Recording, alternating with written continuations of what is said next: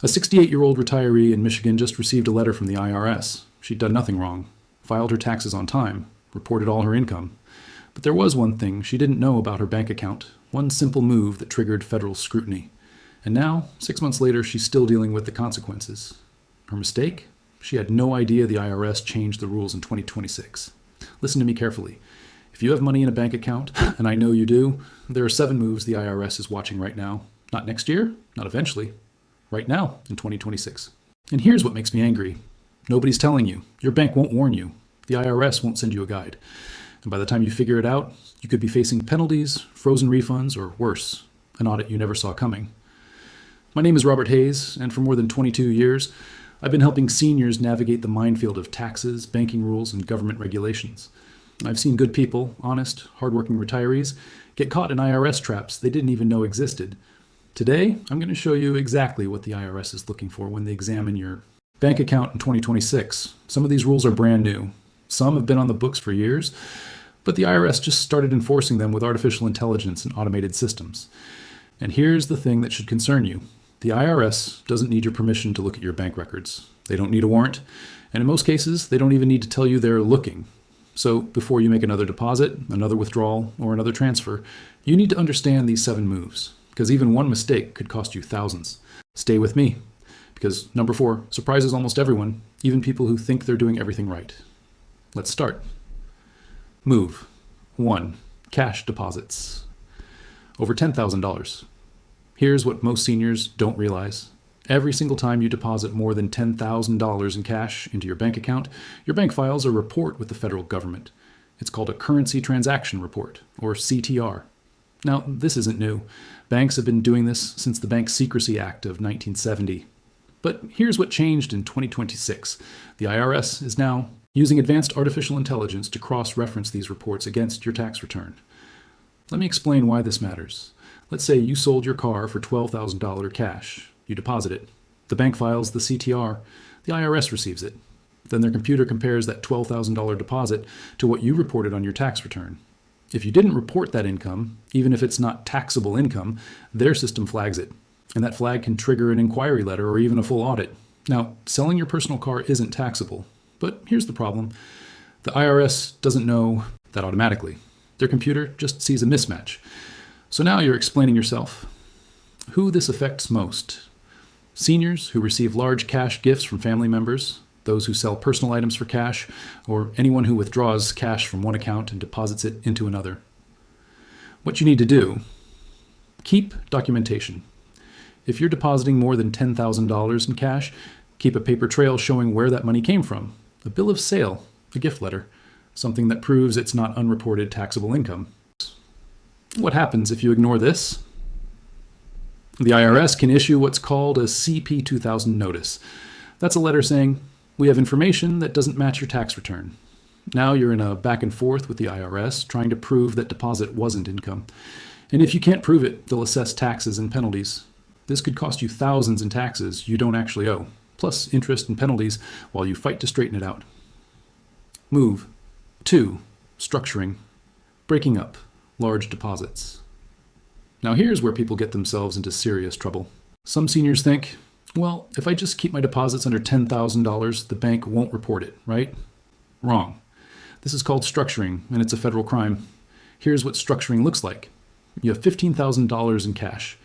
Instead of depositing it all at once, you deposit $7,000 on Monday and $8,000 on Wednesday. You think you're being smart. You're not.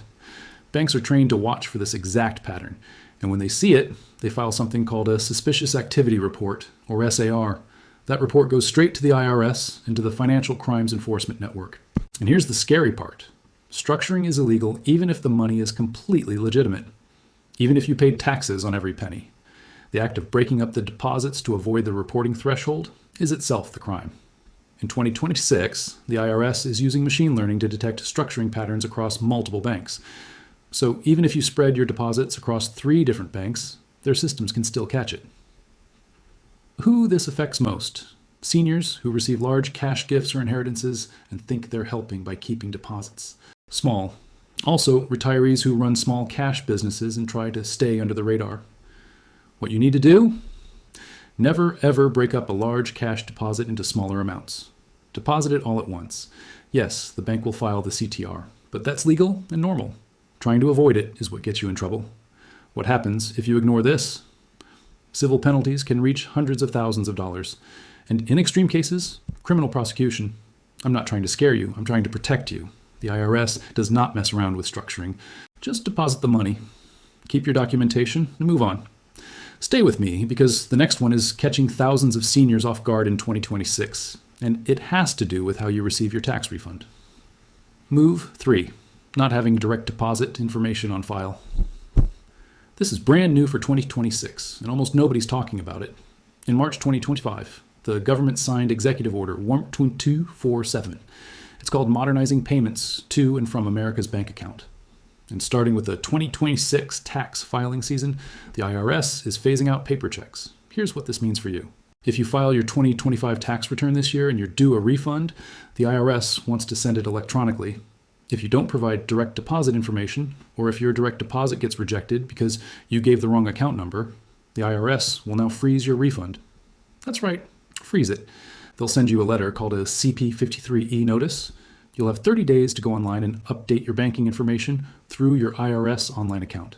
If you don't do it, they'll mail you a paper check after 6 weeks. But here's the catch. If you don't have internet access, or you can't figure out how to set up an IRS online account, or you don't respond within that window, your refund sits there for weeks, sometimes months. And if your direct deposit gets rejected a second time, you don't get another chance to update it online. Who this affects most? Seniors who don't use computers, those who recently closed or changed bank accounts, and anyone who makes a simple typo when entering their routing or account number. What you need to do: triple check your bank account and routing numbers before you file your tax return. If you're unsure, call your bank and confirm the numbers, or bring a voided check to whoever's preparing your taxes.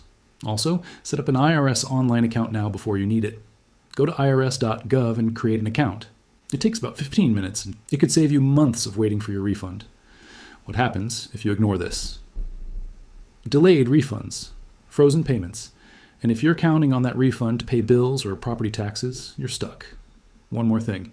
If you truly don't have access to a bank account, you can request a waiver, but you have to call the IRS at 800-829-1040 and explain your situation. And good luck getting through on the phone. Move 4. Foreign accounts. Over $10,000. Now, this one surprises people, even seniors who've had foreign accounts for decades. If you have a foreign bank account, maybe you kept an account when you lived abroad, or you have money in Canada, or you inherited an account overseas, and the total balance exceeds $10,000 at any point during the year, you must file something called an FBAR. That's a report of foreign bank and financial accounts. This isn't filed with your tax return, it's filed separately with the Financial Crimes Enforcement Network, or FinCEN. The deadline is April 15th, with an automatic extension to October 15th. In 2026, foreign banks are now required to report your account information directly to the IRS under something called FATCA, the Foreign Account Tax Compliance Act. So here's what happens. The foreign bank reports your account, the IRS receives that report. Then they check whether you filed your FBAR. If you didn't, you're in violation. And the penalties? They're brutal. For unintentional violations, the penalty is $10,000 per year, per account. If the IRS determines it was willful, meaning you knew about the requirement and ignored it, the penalty can be 50% of the account balance per year. I've seen retirees hit with penalties that exceed the value of their accounts.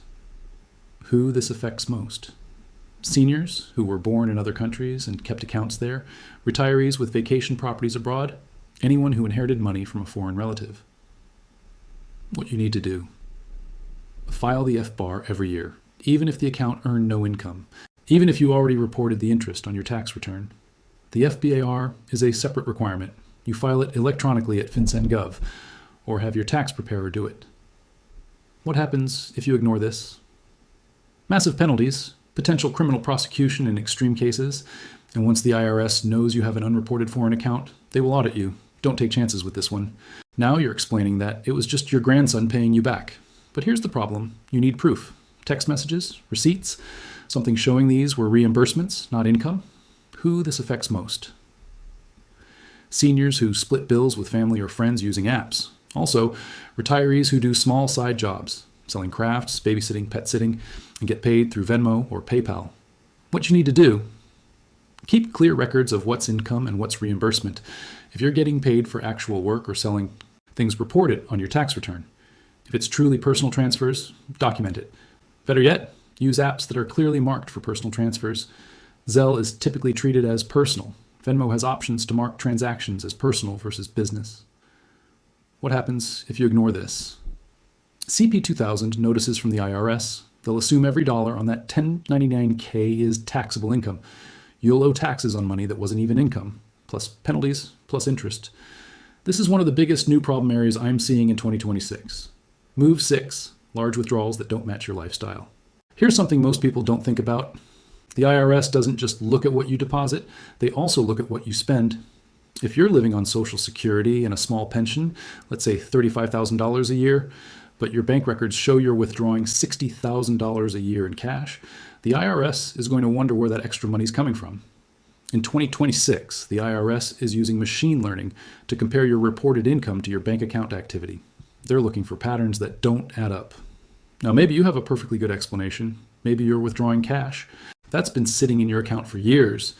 Maybe you received a non-taxable inheritance. But here's the problem. If they flag your account, you have to prove it. Who this affects most? Seniors who keep large amounts of cash at home, retirees who receive life insurance payouts or inheritances and are slowly spending them down, anyone with savings that predate recent tax years. What you need to do. Keep records of large, unusual deposits. If you deposited $100,000 from your late spouse's life insurance in 2023 and you're still spending that money in 2026, keep the documentation showing where it came from. Also, be aware that consistently large cash withdrawals, especially amounts just under $10,000, can trigger suspicious activity reports. What happens if you ignore this? Audits. The IRS will demand to see where that money came from, and if you can't show them, they'll assume it's unreported income and assess taxes accordingly. At the end, I'm going to give you a simple action plan. 3 things to do this week to protect yourself. But first, let me tell you about move number 7. This one's catching people off guard because it involves required minimum distributions. Move 7, not taking your required minimum distribution. If you're 73 or older and you have a traditional IRA, 401k, or other retirement account, you must take a required minimum distribution every year. That's the RMD. The IRS requires you to withdraw a certain amount based on your age and account balance. And if you don't take it, the penalty is brutal. 25% of the amount you should have withdrawn. Here's where the bank account scrutiny comes in. In 2026, the IRS is now cross-referencing your IRS Form 5498, which your IRA custodian sends them showing your year-end account balance, with your IRS Form 1099-R, which shows your distributions. If you were supposed to take $8,000 and you only took $5,000, their computer catches it automatically. And it's not your bank's responsibility to make sure you take the RMD, it's yours. A lot of seniors think, well, my bank will just send it to me automatically. Sometimes they do, sometimes they don't.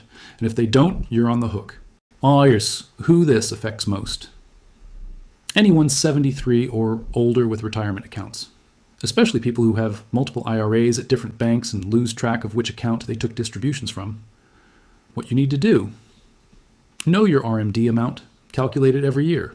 If you're not sure how, call your IRA custodian or your tax preparer. Take the full amount by December 31st. Don't wait until the last minute. And if you're charitably inclined, consider doing a qualified charitable distribution, or QCD. You can send up to $111,000 directly from your IRA to a qualified charity in 2026. It counts toward your RMD, but it doesn't count as taxable income. What happens if you ignore this? A 25% penalty on the amount you should have taken. That penalty can be reduced to 10% if you correct it quickly and file Form 5329. But either way, it's money out of your pocket that you didn't need to lose. Plus, once the IRS catches a missed RMD, they'll look more closely at your other tax years. Now, let me tell you a quick story. Last year, I worked with a 71-year-old woman named Barbara. She'd been retired for about 8 years. Her taxes were simple: Social Security, a small pension, a little interest income. But in 2025, she received a letter from the IRS. They were questioning $22,000 in deposits to her checking account that didn't match her reported income. Barbara was confused. She'd reported everything: her Social Security, her pension, all of it. It turned out the deposits they were asking about came from her late husband's life insurance policy. She'd received it 2 years earlier, completely non-taxable, and had been slowly transferring it from her savings account to her checking account to pay bills. The problem? She didn't keep the original life insurance paperwork. She couldn't immediately prove where that $22,000 came from. It took her 4 months, 3 letters, and help from her insurance company to finally clear it up. No penalties, no taxes owed, but 4 months of stress she didn't need. Her mistake? She thought once she deposited the life insurance money, she was done. She didn't realize the IRS could question it years later when she moved it between accounts. What did she do right? She kept fighting. She tracked down the records, and she got it resolved. But here's what she told me. I wish someone had warned me. I wish I'd kept better records from the start. That's why I'm telling you this today. Here's your action plan. This week, do these 3 things. First, gather your bank account documentation. If you've had any large deposits in the past 2 years, inheritances, life insurance, gifts, proceeds from selling your home, find the paperwork that shows where that money came from. Put it in a folder, label it, keep it. If the IRS ever questions those deposits, you'll have your answer ready. Second, set up your IRS online account. Go to irs.gov. Click on Sign into your online account. You'll need your Social Security number, your filing status, and a few pieces of information from a recent tax return. Set it up now. Don't wait until you get a letter from the IRS. This account will let you see your tax transcripts, update your direct deposit information, and respond to IRS notices electronically. It's becoming essential in 2026. Third, review your direct deposit information before you file your next tax return. Pull out a bank statement or a voided check. Confirm your routing number and account number. Make sure they're still accurate. If you've changed banks in the past year, don't accidentally use your old account number. That's one of the most common mistakes I see. And if you're 73 or older, confirm you've taken your full RMD for the year. Don't assume your bank did it automatically. Now, I want to offer you something. I've put together a simple 1-page checklist called the Bank Account IRS Red Flags Checklist for 2026. It lists all 7 of these moves, plus a quick reference guide for what to do if you've already made one of these mistakes. You can find the link in the description below. It's free. No credit card, no email list you didn't ask for, just a simple resource to help you stay out of trouble. I also created a more detailed guide called the Senior Tax Protection Playbook. It covers these 7 bank account moves in depth, plus 12 other IRS rules that changed in 2026, including the new $6,000 senior deduction, changes to Social Security taxation, and what to do if you get audited. Again, links in the description. Use it if it helps. Let me be very clear about something. I'm not a lawyer. I'm not giving you legal advice. This video is for educational purposes only. Every person's tax situation is different, and if you're dealing with a specific IRS issue, you should talk to a qualified tax professional or attorney. But I am giving you information that can protect you. Information that, frankly, the IRS isn't going out of their way to tell you. Because here's the truth. The IRS doesn't call you and say, hey, just so you know, we're about to cross-reference your bank deposits with your tax return. They just do it. And then they send you a letter. My goal is to help you avoid that letter in the first place. Before you go, do me one favor. If you know another senior, a friend, a neighbor, a family member who's managing their own finances and might not know about these changes, share this video with them. A lot of people are going to get caught by surprise in 2026. You don't have to be one of them, and neither do the people you care about. And if this video helped you, hit that subscribe button. I put out new videos every week covering Social Security, Medicare, taxes, banking, and every other financial topic that affects retirees. I'm here to help you keep more of your money and stay out of trouble with the IRS. Thanks for watching. Stay smart, stay informed, and I'll see you in the next one.